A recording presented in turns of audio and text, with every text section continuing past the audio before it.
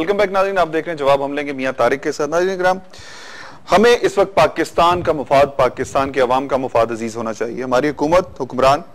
माजी में भी और आज भी जो है वो यूरोप, अमेरिका और दीगर ममालिक के मफादात के निगरान बने हुए हैं। मुस्लिम उम्मा हो, पूरी मुस्लिम उम्मा इस वक्त वेस्टर्नाइज हो चुकी है और वेस्ट के जो मफादात हैं उनकी निगरान बनी हुई है। बर्मा में मुसलमानों का कत्लेआम हो या कश्मीर में मुसलमानों का कत्लेआम हो, वो आज भी जो है आलमी बरादरी जो है, अक़वाम मुत्तहिदा जो है, उनको नजर नहीं आता। दूसरी तरफ हम देखते हैं पाकिस्तान में पाकिस्तानी हुक्मरान जो हैं उनको पाकिस्तान के अवाम के मसाइल नजर नहीं आते। उनको नजर आता है तो उनको रिकंसिलिएशन की पॉलिसी नजर आती है, उनको नजर आता है तो अपने मफादात नजर आते हैं जिसके तहत वो एक दूसरे से मिलकर इस मुल्क में लूट मार में मसरूफ हैं।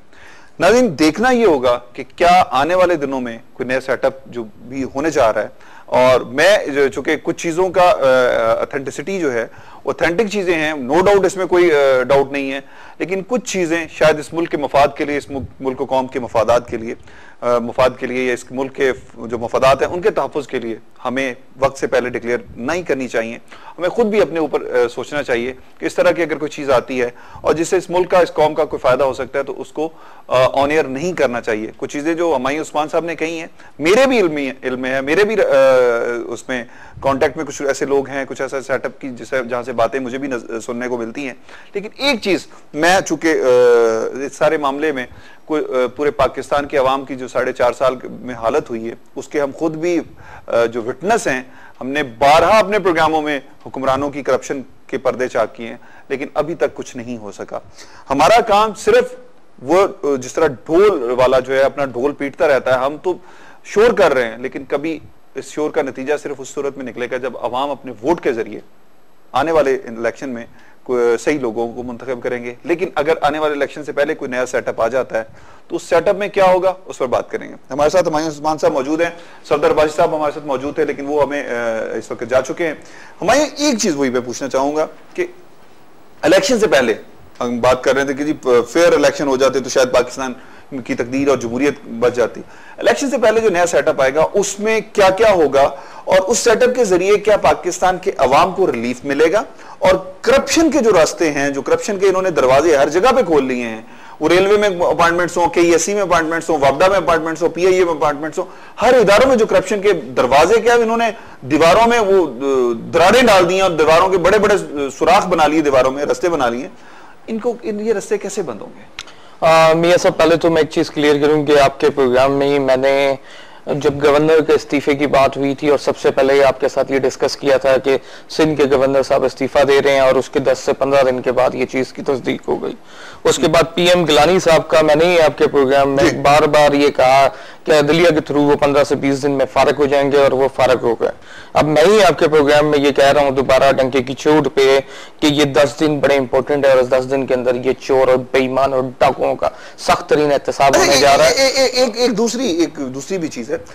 कहा यह जा रहा है कि या तो 30 तारीख है या फिर 15 अगस्त तक का भी शायद थोड़ा सा डिले भी हो जाए, ये भी कोई टाइम मार्जिन है? देखिए, मेरे हिसाब से डिले तो नहीं होगा, हर चीज देखें अपने इख्तिताम की तरफ जा रही है। अब अगस्त तक इनको ले जाएं तो वैसे ही आगे 1 महीना रह जाता है इलेक्शन की तरफ, और ये खुद भी इस तरह की हरकतें कर रहे हैं कि ये शायद अवाम में एक इज्जत पा लेंगे, लेकिन मेरे हिसाब से अवाम में जितनी इनको इस वक्त इज्जत मिल गई है वो इज्जत से नहीं मिली, बल्कि इनको जिल्लत से मिली है कि इनके नाम इस वक्त तारीख में लिखे जाएंगे कि करप्शन के अंबार इन्होंने लगा दिए, पाकिस्तान को तबाही की तरफ ले गए। मुद्दे वतन पाकिस्तानी की हैसियत देखें मियां साहब, मेरा तो ईमान बिल्कुल ताजा है और मैं समझता हूं कि गंदगी बहुत ज्यादा हो गई। आपकी बात बिल्कुल बजाय है कि आने वाला सेटअप क्या इस गंदगी को साफ कर सकेगा, लेकिन मैं इस चीज की तायद करता हूं और गवाही देता हूं कि अगर बंदे का ईमान पुख्ता और नीयत साफ हो तो 3 से 6 महीने के अंदर सारा गंद पाकिस्तान से साफ हो जाएगा। और इंशाअल्लाह अगर उस सेटअप के अंदर जिस तरह मेरे सुनने में जो लोग और जो नाम आ रहे हैं, अगर उन लोगों को लाया गया तो बिल्कुल वो पाकिस्तान के अंदर से इस गंदगी को नेस्तो नाबूद कर देंगे और पाकिस्तान को दोबारा एक। अच्छा भाई, एक चीज बताएं मुझे, होता ये कि जो आने वाला होता है वो यही नारा लेके आता है जी एहतसाब करेंगे, करप्शन खत्म करेंगे, लूट मार खत्म करेंगे, लेकिन जब वो जाता है उस वक्त वो करप्शन के कोई नए अंबार, नए कहानियां, नए किस्से और नए वो हो जाते हैं। क्या देखते हैं कि ये पाकिस्तान मौजूद है तो हम सब मौजूद हैं। किस तरह होगा कि हम इस मुल्क को बचाने के लिए कि हम जमहूरियत की कुर्बानी अगर दे दें, और जमहूरियत ये बदतरीन जो जमहूरियत, बदतरीन से भी बदतरीन जमहूरियत, इस मुल्क को बचाने के लिए कहा यह जाता है आइन बचाना है, मुल्क कानून बचाना है, जमहूरियत बचानी है या मुल्क बचाना है, इसमें से क्या जरूरी है? देखिए जिस तरह मियां साहब मैंने पहले कहा कि 9 विकेटें गिर चुकी हैं, लास्ट विकेट की पार्टनरशिप है, और अब जो सेटअप आता है अगर लास्ट विकेट की पार्टनरशिप पे पाकिस्तान को विनिंग की तरफ नहीं लेके जाता तो फिर हमारी जो इनिंग है वो टोटल लॉस में चली जाती है। बलूचिस्तान के हालात आपके सामने हैं, और इंडिया का, इसराइल का, अमेरिका का किरदार, यहूदियों का किरदार बर्मा में भी और पाकिस्तान में भी आपके सामने है कि पाकिस्तान के साथ क्या हो रहा है। अगर हमने स्टैंड नहीं लिया तो हमारे पास फिर कोई रास्ता नहीं बचता, और लोगों की जो बेवतन पाकिस्तानी है उनकी समझ में आ गया है कि कुर्सी की इज्जत उसी वक्त तक होती है जब कुर्सी कायम और दायम होती है, और कुर्सी कायम और दायम उसी वक्त तक होती है जब तक पाकिस्तान कायम और दायम है। जब पाकिस्तान ही कायम दायम नहीं रहा, अल्लाह ना करे, ऐसा कभी भी नहीं हो सकता, क्योंकि मेरा ईमान है, मैं पाकिस्तानी हूं, मेरा ईमान है कि 27वीं शब को ये मुल्क बना है और ला इलाहा इल्लल्लाह मोहम्मद रसूलुल्लाह के नारे के पीछे बना है, क़यामत तक ये मुल्क कायम और दायम रहेगा। रमजानुल मुबारक में ये मुल्क कायम और दायम रहेगा, और रमजान के महीने में पाकिस्तान बना था, इस रमजान के ही महीने में पाकिस्तान दोबारा बचेगा और इंशाअल्लाह एक तरक्की की तरफ गामजन हो जाएगा। और जो पाकिस्तान के दुश्मन है उनकी आंखें जला दी जाएंगी, उनकी आंखें निकाल दी जाएंगी। ये एक मोहब्बे वतन पाकिस्तानी का आपके प्रोग्राम के तवस्सुत के थ्रू पूरी कौम से और जितने नाज़रीन यहां बैठकर इस प्रोग्राम को देख रहे हैं उनसे वादा है कि इंशाअल्लाह मायूसी कुफर है और कौम को एक जल्द खुशखबरी मिलने वाली है। अच्छा, मैं दो चीजें पूछना चाहूंगा। एक तो ये कि हम देखते हैं कि क्या पीपल्स पार्टी इस सारे नया सेटअप आने से पीपल्स पार्टी फिर दोबारा मजलूम बनकर अवाम में तो नहीं जाएगी? देखें, अवाम में जो जमहूरियत का पौधा लगा हुआ है ना मियाँ साहब, मैं समझता हूँ कि 63-64 साल के अंदर अभी तक सही मायनों में जमहूरियत आपके यहाँ लगा ही नहीं। जमहूरियत का पौधा देखें, एक बिल्डिंग उसी वक्त खुशहादा होती है जब उसकी बुनियाद अच्छी होती है, एक दरख्त उसी वक्त ज्यादा अच्छा फल देता है जब उसकी रूट्स अच्छी होती हैं। यहाँ जमहूरियत की कोई रूट्स नहीं है, ये बेईमानी की एक जमहूरियत है। आप देखें, बिरयानी की देगें बांट दी जाती हैं, करोड़ों रुपया इलेक्शन कैंपेनों पर खर्च कर दिया जाता है, गरीब आरियों को बदमाशी पे टेररिस्ट विंग बने हुए जो जाकर वोट डाल देते हैं और बदमाशी से वोट पड़ जाते हैं। सारा स्ट्रक्चर गंदा हो गया जमहूरियत का। इस सारे स्ट्रक्चर को साफ करने के लिए चंद अच्छे लोग चाहिए, और उसका एंड उसी तरफ जाता हूं कि जमहूरियत आए, इलेक्शन हो, लेकिन इलेक्शन होने के लिए एक फेयर सेटअप बनाने की जरूरत है पाकिस्तान के अंदर। और उस फेयर सेटअप बनाने के लिए अगर आपने नहीं बनाया ना, फिर बहुत देर हो जाएगी, फिर तो लोग वही आप देख सकते हैं कि पूरे मिडिल ईस्ट में क्या हुआ है, फिर वही हाल पाकिस्तान के अंदर भी हो जाएगा। आपने प्रोग्राम के पहले कहा था, शुरू में कहा था कि गिलानी साहब नाअहल हो गए, उसके बाद गिलानी साहब के साहबजादे जो उसी सीट पे जीत जाते हैं।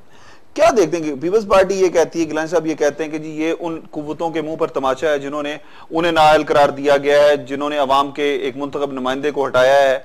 और किस तरह ये देखते हैं कि ये गिलानी साहब की जो साहबजादे की जो जीत है, क्या अवाम को फिर नहीं पता कि इन लोगों ने इस मुल्क के साथ क्या किया और फिर उनको वोट मिले? देखिए, गिलानी साहब जो जीते थे ना, वो 90% वोट की लीड से जीते थे, और इनके जो साहबजादे जीते हैं वो 56,000 और 52,000 4,000 के वोट की आप देख लेंगे फर्क आ गया, 3-4 हजार वोट का फर्क आया और उससे वो जीते हैं। फर्क जरूर आया, लेकिन कौम भी बेयस हो चुकी है, लोग बेईमान हो चुके हैं, उनको पता है कि बेईमानी में अपना हिस्सा डालेंगे, इन बेईमानों को आगे लाएंगे तो हमारे करप्शन के जो रास्ते हैं, हमारी चोरी के जो रास्ते हैं वो चलते रहेंगे, लेकिन लोगों को बहुत जल्द अकल आएगी इंशाअल्लाह। और जो लोग मफाद परस्त हैं, जो पाकिस्तान के खैर ख्वाह नहीं है, जो गंदी जमहूरियत के खैर ख्वाह हैं, जो पाकिस्तान की बर्बादी के खैर ख्वाह हैं, उन सबको जूते पड़ेंगे, चाहे उसमें मैं ही क्यों ना हूं। बहुत शुक्रिया मायूं उस्मान साहब। नाज़रीन, मैं बड़ा मशकूर हूं मायूं उस्मान साहब का, बड़ी अच्छी बातें की, बहुत सारी अच्छी चीजें, खबरें पाकिस्तान के अवाम के लिए खुशखबरियां लेके आए कि एक नया सेटअप आएगा जो पाकिस्तान के अवाम को इस तनज़री से तरक्की की तरफ और इस बदहाली से खुशहाली की तरफ लेके जाएगा, जो करप्ट लोगों का एहतसाब करेगा और गरीब और मजलूम अवाम का साथ देगा और उनको तरक्की करने के बराबर और प्रॉपर मौके फराहम होंगे। और आने वाले दिनों में मेरी और आपकी जो आने वाली नस्लें हैं वो एक खुशहाल और तरक्की याफ्ता पाकिस्तान में जिंदगी बसर करेंगी। मैं यहाँ पर एक दो चीजें कोट करता चलूँ। सैयदना उमर फारूक रज़ी अल्लाह तआला अन्हु वो खलीफा वक्त हैं जिनके बारे में बरनौर शाह ने कहा था कि अगर मोहम्मद अरबी सल्लल्लाहु अलैहि वसल्लम की उम्मत में एक और उमर आ जाता तो शायद दुनिया में कोई और किसी और मजहब का नाम लेवा ना होता। और दूसरी जगह बरनौर शाह ने यह कहा था कि अगर उमर रज़ी अल्लाह तआला अन्हु को 10 साल और मिल जाते तो पूरी दुनिया में इस्लाम का परचम हर तरफ लहरा रहा होता। नाज़रीन, यकीनन सैयदना उमर फारूक रज़ी अल्लाह तआला अन्हु वो हुक्मरान थे कि जो रातों को उठकर शहरों का गश्त करते थे सॉरी, जो अपने अवाम के लिए, जिनका ये कहना था कि अगर फरात के किनारे पर एक कुत्ता भी भूखा मर गया तो उसका जवाब दे वो होंगे। हमें सोचना ये चाहिए कि हमारे पास, हमारे इस्लाफ में अगर ऐसे हुक्मरान मौजूद हैं जो हमारे आइडियल बन सकते हैं, अगर हम उन्हें अपना आइडियल बना लें तो यकीनन हम अपने अवाम को अच्छा और बेहतर माशरा और कौम को एक बेहतर माशरा दे सकते हैं, तरक्की याफ्ता मुल्क दे सकते हैं। उनकी बनाए हुए कवानीन को यूरोप और वेस्ट अगर अपना कर तरक्की कर सकता है तो हम क्यों नहीं कर सकते। इसके साथ ही अपने मेजबान मियां तारिक को इजाजत दीजिए। अल्लाह ने के बाद, पाकिस्तान जिंदाबाद। हैं।